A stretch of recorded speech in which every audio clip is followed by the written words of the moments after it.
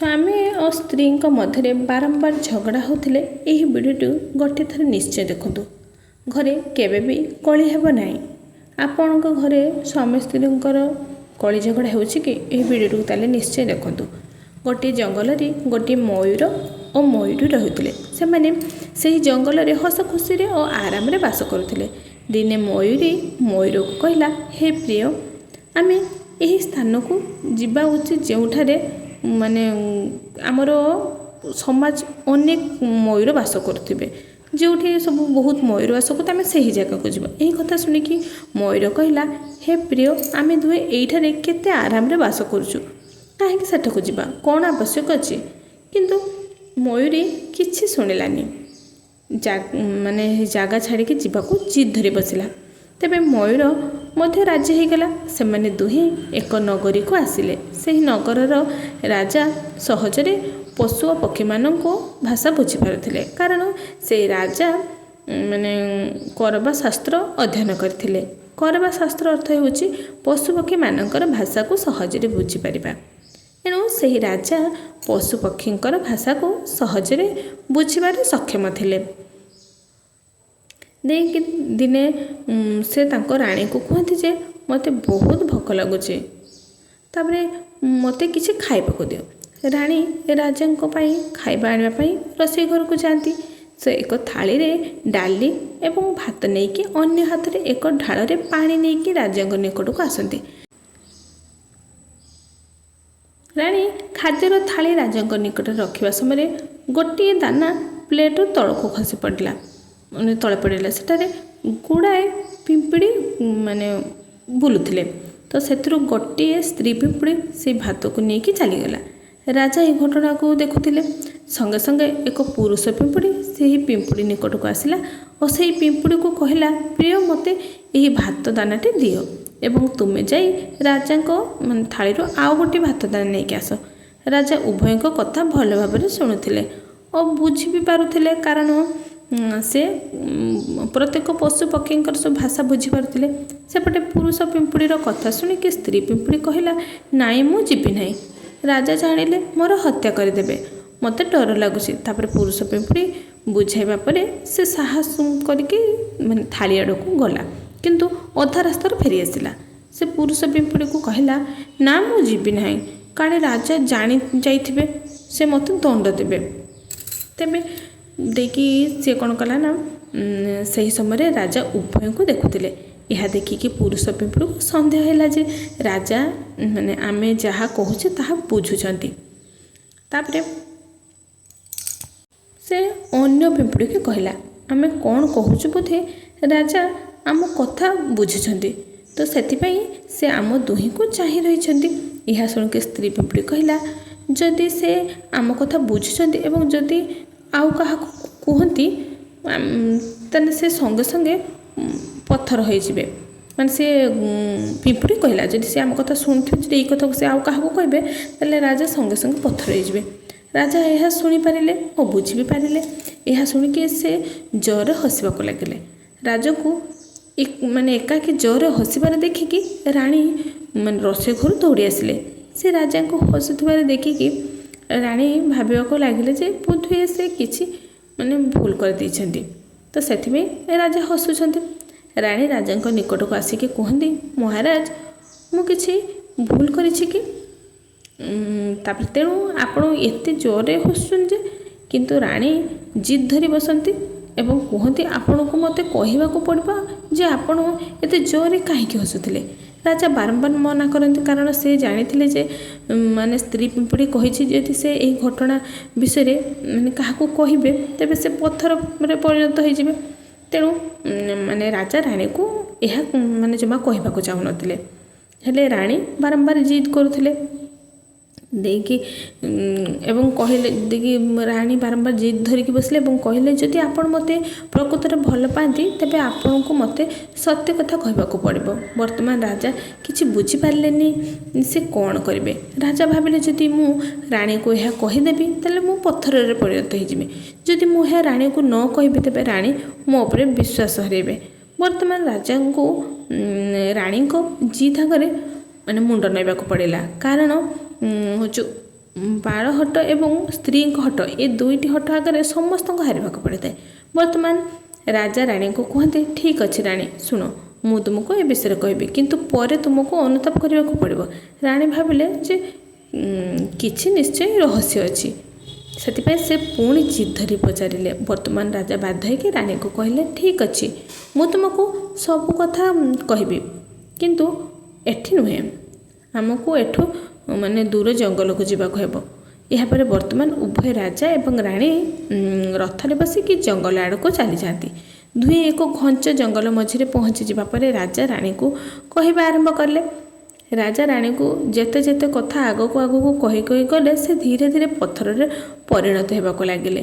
ରାଜା ପୁରା କାହାଣୀ ରାଣୀକୁ କହିବା ପରେ ରାଜା ପୁରା ପଥରରେ ପରିଣତ ହୋଇଗଲେ। ବର୍ତ୍ତମାନ ରାଣୀ ଭୟଭୀତ ହୋଇ ଜୋରରେ କାନ୍ଦିବାକୁ ଲାଗିଲେ। ସେ ସେହି ପଥରକୁ ଏପଟ ସେପଟ କରିକି ହଲେଇବାକୁ ଲାଗିଲେ, କିନ୍ତୁ ସେ କିଛି କରିପାରିଲେ ନାହିଁ। ପଥର ବହୁତ ବାହାରିଥିଲା, କାରଣ ରାଜା ବହୁତ ବଳବାନ ଥିଲେ। ବିଚାରେ ରାଣୀ ଜୋରରେ କାନ୍ଦିବାକୁ ଲାଗିଲେ ଏବଂ ସାହାଯ୍ୟ ପାଇଁ ଉଚ୍ଚ ସ୍ୱରରେ ଡାକିବାକୁ ଲାଗିଲେ। ଏହି ଘଟଣାକୁ ଉଭୟ ମୟୂର ଆଉ ମୟୂରୀ ଦେଖୁଥିଲେ। ରାଣୀଙ୍କର ବିଳାପ ଦେଖିକି ତାଙ୍କ ମୟୂରଙ୍କୁ ତାଙ୍କ ପ୍ରତି ଦୟା ଆସିଲା ଏବଂ ମୟୂରକୁ କହିଲା, ହେ ପ୍ରିୟ, ଏହା ହେଉଛି ସ୍ତ୍ରୀ ହଟ। ତୁମର ଏହି ହଟ ପାଇଁ ଆମେ ଏଠାକୁ ଆସିଲେ। ଆମେ ସେଠାରେ କେତେ ଖୁସିରେ ରହୁଥିଲେ। ମୟୂରୀ କହିଲା, ପ୍ରିୟ, ଏହି ରାଣୀ ବହୁତ ଦୁଃଖରେ ଅଛନ୍ତି, ଆମେ ତାଙ୍କୁ ସାହାଯ୍ୟ କରିବା ଉଚିତ। ସେ ବହୁତ କାନ୍ଦୁଛନ୍ତି, ତ ସେଥିପାଇଁ ମୟୂରୀ ତାଙ୍କୁ ଦେଖିକି ତାଙ୍କୁ ଦୟା ଆସିଲା। ତେଣୁ ଅନ୍ୟ କିଛି ସାହାଯ୍ୟ ନ କରିପାରିଲେ ବି ଆମେ ତାଙ୍କୁ ସାହସ ଦେଇପାରିବା। ଏହା ଭାବି ଦୁହେଁ ରାଣୀଙ୍କ ପାଖକୁ ଯାଇକି ତାଙ୍କୁ କହିଲେ, ମହାରାଣୀ, ଆପଣଙ୍କ ସହିତ ଯାହା ଘଟିଲା ତାହା ଭୁଲ ଥିଲା, କିନ୍ତୁ ଆପଣ ଧୈର୍ଯ୍ୟ ଧରନ୍ତୁ ଏବଂ ନିଜକୁ ସମ୍ଭାଳନ୍ତୁ। ଆପଣଙ୍କ ସମଗ୍ର ରାଜ୍ୟ ଆପଣଙ୍କ ପଛରେ ଅଛି। ବର୍ତ୍ତମାନ ରାଜା ତ ପଥରରେ ପରିଣତ ହୋଇଯାଇଛନ୍ତି, ତେଣୁ ଆପଣଙ୍କୁ ହିଁ ରାଜ୍ୟର ଭାର ନିଜ ହାତକୁ ନେବାକୁ ପଡ଼ିବ।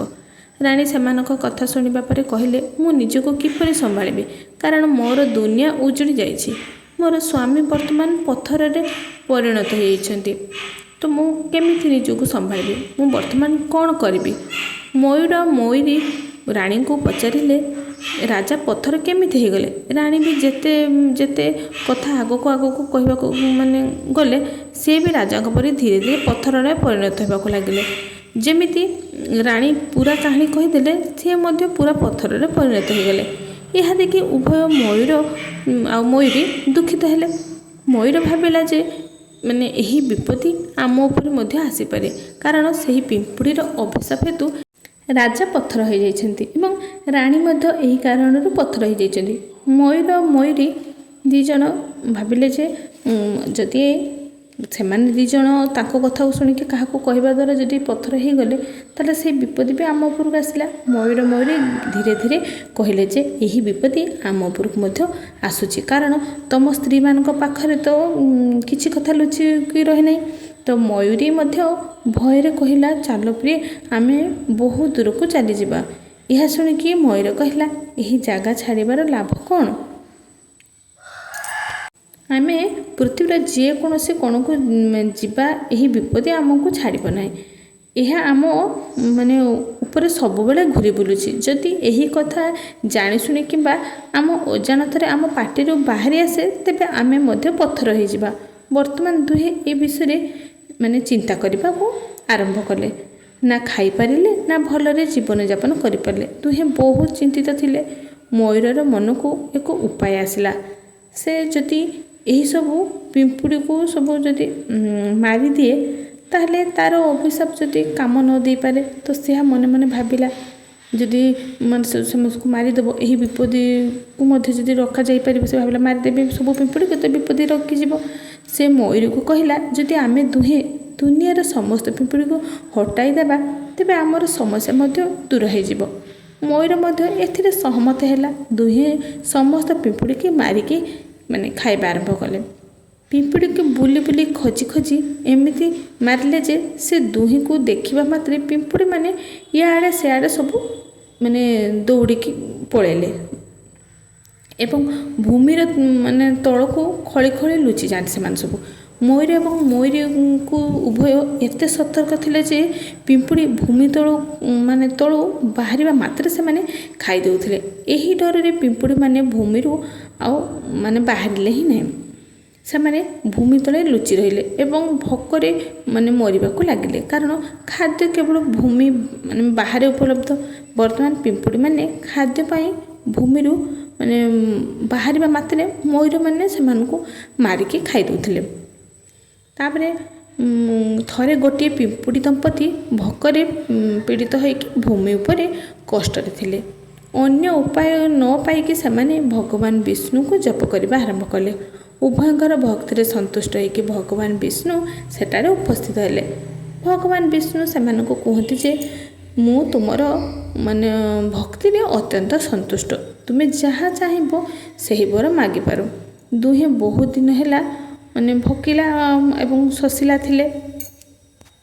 ସେଥିପାଇଁ ଉଭୟ କହିଲେ, ପ୍ରଭୁ ଯଦି ଆପଣ ଆମ ଉପରେ ଯଦି ଖୁସି ଏବଂ ଆମକୁ କିଛି ଦେବାକୁ ଚାହୁଁଛନ୍ତି, ତାହେଲେ ଆମ ପେଟରେ ଗୋଟିଏ ଗଣ୍ଠି ଲଗାଇ ଦିଅନ୍ତୁ। କାରଣ ଯେତେବେଳେ ଆମର ପେଟ ହିଁ ନଥିବ, ଆମେ ଭୂମିରୁ ବାହାରକୁ ଯିବୁ ନାହିଁ, ତ କି ସେଇ ମୟୂର ଆମକୁ ଖାଇବେ ନାହିଁ। ଭଗବାନ ବିଷ୍ଣୁ ଏହା ଶୁଣିକି କହିଲେ ତଥାସ୍ତୁ। ତ ସେମାନଙ୍କ ପେଟରେ ଗଣ୍ଠି ପଡ଼ିଲା। ପିମ୍ପୁଡ଼ିମାନେ ପୁଣି ଭଗବାନ ବିଷ୍ଣୁଙ୍କୁ କହିଲେ, ହେ ପ୍ରଭୁ, ଆମ ପେଟରେ ଗଣ୍ଠି ଅଛି, କିନ୍ତୁ ଆମେ ଏବେ ବି ବିପଦରେ ଅଛୁ, କିନ୍ତୁ ବାହାରକୁ ଯିବା ମାତ୍ରେ ମୟୂର ଆମକୁ ଅପେକ୍ଷା କରିଛି, ସେମାନେ ଆମକୁ ମାରିକି ଖାଇଦେବେ। ତାପରେ ଭଗବାନ ବିଷ୍ଣୁ ପିମ୍ପୁଡ଼ି ଦମ୍ପତିକୁ ଧରିକି ମୟୂରୀ ପାଖକୁ ଯାଆନ୍ତି। ଭଗବାନ ବିଷ୍ଣୁ ସେମାନଙ୍କୁ କୁହନ୍ତି ଯେ ତୁମେମାନେ ପିମ୍ପୁଡ଼ିମାନଙ୍କୁ ଖାଇବା ବନ୍ଦ କର, କାରଣ ଏହା ପିମ୍ପୁଡ଼ିର ଦୋଷ ନୁହେଁ, ଦୋଷୀ ଥିଲେ ସେ ରାଜା, କାରଣ ସେ ରାଜା କର୍ବା ଶାସ୍ତ୍ର ଜାଣିଥିଲେ। ତ ସେଥିପାଇଁ ସେ ପ୍ରାଣୀମାନଙ୍କ ସହିତ ଅତି ନିକଟତର ହୋଇପାରୁଥିଲେ। ସେ ସେହି ପଶୁ ଓ ପକ୍ଷୀମାନଙ୍କ ରୂପ ନେଇପାରୁଥିଲେ। ତ ସେହି ରୂପ ନେଇକି ସେମାନଙ୍କ ସହିତ ହସ ମଜା ଏବଂ ରମଣ ମଧ୍ୟ କରୁଥିଲେ। ଯେତେବେଳେ ସେହି ପଶୁପକ୍ଷୀମାନେ ଗର୍ଭବତୀ ହୋଇଯାଉଥିଲେ, ରାଜା ତାଙ୍କୁ ଛାଡ଼ି ପୁଣି ମନୁଷ୍ୟ ରୂପକୁ ଫେରି ଆସୁଥିଲେ। ସେହି ପଶୁ ପକ୍ଷୀମାନଙ୍କ ସହିତ ସର୍ବଦା ଏହି ଖରାପ କାର୍ଯ୍ୟ କରୁଥିଲେ। ତାଙ୍କର ମୂର୍ଖତା ହେତୁ ରାଜା ଆଜି ପଥର ହୋଇଛନ୍ତି। ତ ଏହା ଶୁଣିକି ମୟୂର ଭଗବାନ ବିଷ୍ଣୁଙ୍କୁ ପଚାରିଲେ, ହେ ପ୍ରଭୁ, ଏଥିରେ ରାଣୀଙ୍କର ଦୋଷ କ'ଣ? ଭଗବାନ ବିଷ୍ଣୁ କହନ୍ତି ଯେ ରାଣୀ ମଧ୍ୟ ରାଜାଙ୍କ ସହିତ ଏହି ଦୁଷ୍କର୍ମରେ ସମାନ ଭାଗିଦାର ଥିଲେ। କାହିଁକିନା କାରଣ ରାଣୀ ଯଦି ରାଜାଙ୍କୁ ଅଟକାଇଥାନ୍ତେ, ତେବେ ରାଜା ଏତେ ବଡ଼ ପାପ କରିନଥାନ୍ତେ, ତେଣୁ ସେ ମଧ୍ୟ ପଥର ହୋଇଗଲେ। ଭଗବାନ ବିଷ୍ଣୁଙ୍କ ଏହି ବ୍ୟାଖ୍ୟା ଶୁଣିବା ପରେ ମୟୂର ତାଙ୍କୁ କହିଲା ଯେ ହେ ପ୍ରଭୁ, ଯଦି ଆମେ ଅନ୍ୟମାନଙ୍କୁ ଏହି କଥା କହିବୁ, ତେବେ ଆମେ ମଧ୍ୟ ପଥରରେ ପରିଣତ ହୋଇଯିବୁ କି? ତ ଏହା ଶୁଣିକି ଭଗବାନ ବିଷ୍ଣୁ କହିଲେ, ନାହିଁ, ପିମ୍ପୁଡ଼ିମାନଙ୍କ ଏହି ଅଭିଶାପ ସମାପ୍ତ ହୋଇଯାଇଛି। ବର୍ତ୍ତମାନ ଏହାର କୌଣସି ପ୍ରଭାବ ପଡ଼ିବ ନାହିଁ। ଏହା ଶୁଣିକି ମୟୂର ଏବଂ ମୟୂରୀ ଖୁସି ହୋଇଗଲେ। ଭଗବାନ ବିଷ୍ଣୁ ମଧ୍ୟ ଅଦୃଶ୍ୟ ହୋଇଗଲେ। ତାପରେ ମୟୂର ଖୁସିରେ ନାଚିବାକୁ ଲାଗିଲା, କିନ୍ତୁ ଯେତେବେଳେ ସେ ନିଜ ପାଦକୁ ଚାହିଁଲା, ସେ କାନ୍ଦିବାକୁ ଲାଗିଲା ଓ କହିଲା, ଆମର ଏହି ଶରୀର ଏତେ ସୁନ୍ଦର, କିନ୍ତୁ ଆମର ପାଦ ଫାଟିଯାଇଛି, କାରଣ ସେମାନେ ଦୁହେଁ ପିମ୍ପୁଡ଼ି ଖାଉଥିଲେ। ଯଦି ମନୁଷ୍ୟ ମଧ୍ୟ ପିମ୍ପୁଡ଼ି ଖାଏ, ତେବେ ତାର ଶରୀରରେ ମଧ୍ୟ ଛୋଟ ଛୋଟ ଦାଗ ହୋଇଯାଏ ଆଉ ଫାଟିବାକୁ ଲାଗେ। ମୟୂର ଜୋରରେ ନାଚୁଥିଲେ ଓ ନିଜ ପାଦକୁ ଦେଖିକି କାନ୍ଦୁଥିଲା। ଯେତେବେଳେ ମୟୂରର ଆଖି ଲୁହ ଝରିବାକୁ ଲାଗେ, ତ ମୟୂର ତାକୁ ଯେତେବେଳେ ମୟୂର କାନ୍ଦେ ଏରକମ, ତାହେଲେ ମୟୂରୀ ତାକୁ ଧୈର୍ଯ୍ୟ ଦେଉଥିଲା ଏବଂ ସେ ଲୁହକୁ ନିଜ ଥଣ୍ଟରେ ପିଇ ଯାଉଥିଲା। ଏହିପରି ଭାବରେ ମୟୂର ପ୍ରତ୍ୟେକ ଥର ନାଚୁଥାଏ ଓ କାନ୍ଦୁଥାଏ ଓ ମୟୂରୀ ପ୍ରତ୍ୟେକ ଥର ତା ଲୁହକୁ ପିଉଥାଏ। ଆପଣ କଥାରେ ଶୁଣିଥିବେ, ଯେମିତି କ'ଣ ହଂସ ମରିଲା ବେଳେ ରାବିଥାଏ, ମୟୂର ନାଚିଲା ବେଳେ କାନ୍ଦିଥାଏ। ତ ସେମିତି ସେ ତ ମୟୂର ଯେତେବେଳେ ବି ନାଚେ ସେ ଏମିତି କାନ୍ଦେ, ତ ମୟୂରୀ ତା ଲୁହକୁ ସେମିତି ପିଉଥାଏ। ଦୁହିଁଙ୍କର ଏହିଭଳି ପ୍ରେମ ଦେଖି ଭଗବାନ ବିଷ୍ଣୁ ପୁନର୍ବାର ତାଙ୍କୁ ଦେଖାଦେଲେ ଏବଂ ସେ କହିଲେ ଯେ ତୁମର ପ୍ରେମ ସର୍ବଦା ଏହିଭଳି ରହୁ। ମୁଁ ତୁମକୁ ଆଶୀର୍ବାଦ ଦେଉଛି। ବର୍ତ୍ତମାନ ଏହା ଭଗବାନଙ୍କ ଆଶୀର୍ବାଦ ଆଉ ଅଭିଶାପ।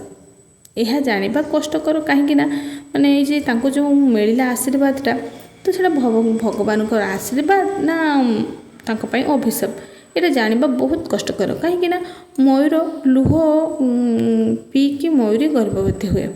ମାନେ ସେ ଯେ ଭଗବାନଙ୍କୁ ଆଶୀର୍ବାଦ ଦେଲା ତୁମର ଏଇଟା ହିଁ ତୁମର ମାନେ ପ୍ରେମ ଏମିତି ସବୁବେଳେ ରହିଥାଉ, ତ ମୟୂର ନାଚିବ, ତା ଆଖିରୁ ଯେଉଁ ଲୁହ ବାହାରିବ ସେଇଟା ମୟୂରୀ ପିଇବ। ତ ସେଇ ଲୁହ ପିଇବା ଦ୍ୱାରା ମୟୂରୀ ଯାଇକି ଗର୍ଭବତୀ ହେବ। ତ ଦର୍ଶକ ବନ୍ଧୁ, ଯଦି ଆପଣଙ୍କୁ ଭଲ ଲାଗିଛି ତେବେ ଏହି ଭିଡ଼ିଓଟି ତ ଦୟାକରି ଆପଣଙ୍କ ସାଙ୍ଗମାନଙ୍କୁ ସେୟାର କରିବେ, ଆଉ ଭିଡ଼ିଓକୁ ଗୋଟେ ଲାଇକ୍ କରିବେ, ଆଉ କମେଣ୍ଟରେ ନିଶ୍ଚିତ ଭାବରେ ଜୟ ଶ୍ରୀକୃଷ୍ଣ ଲେଖିଦେବେ। ତ ପ୍ରଭୁ ଶ୍ରୀକୃଷ୍ଣଙ୍କ ଆଶୀର୍ବାଦ ଆପଣଙ୍କ ଉପରେ ସବୁବେଳେ ରହିଥାଉ। ଆପଣଙ୍କ ସବୁ ଇଚ୍ଛା ପୂର୍ଣ୍ଣ ହେଉ। ଏମିତି ଆଗକୁ ନୂଆ ନୂଆ ଭିଡ଼ିଓ ଦେଖିବା ପାଇଁ ଯଦି ଚାହୁଁଛନ୍ତି କମେଣ୍ଟରେ ଲେଖିକି ଜଣାଇବେ। ତ ରହୁଛି, ନମସ୍କାର।